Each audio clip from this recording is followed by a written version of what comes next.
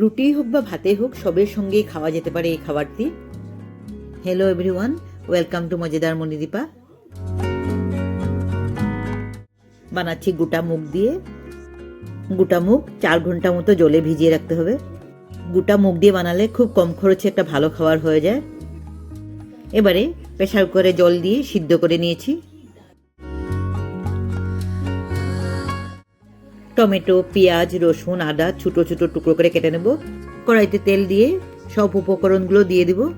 তেলের মধ্যে শুকনো লঙ্কাও দিয়েছি নুন, হলুদ, ধনিয়া পাউডার, সামান্য লঙ্কার গুঁড়ো। এবারে ভালো করে ভেজে নিয়ে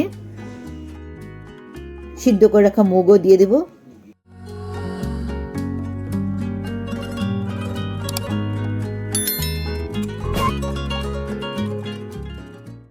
দিয়ে দিচ্ছি গরম জল।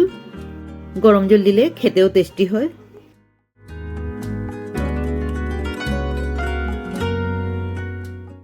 দিয়ে দিচ্ছি বাটার।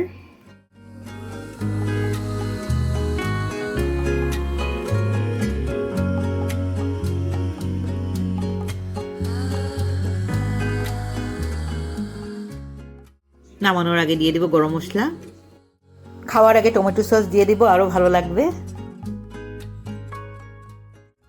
শীতের দিনের রাত্রেবেলা গরম গরম রুটির সঙ্গেও খেতে ভালো লাগে। আবার তোমাদের সঙ্গে দেখা হবে। ভিডিওটা দেখার জন্য ধন্যবাদ রইল।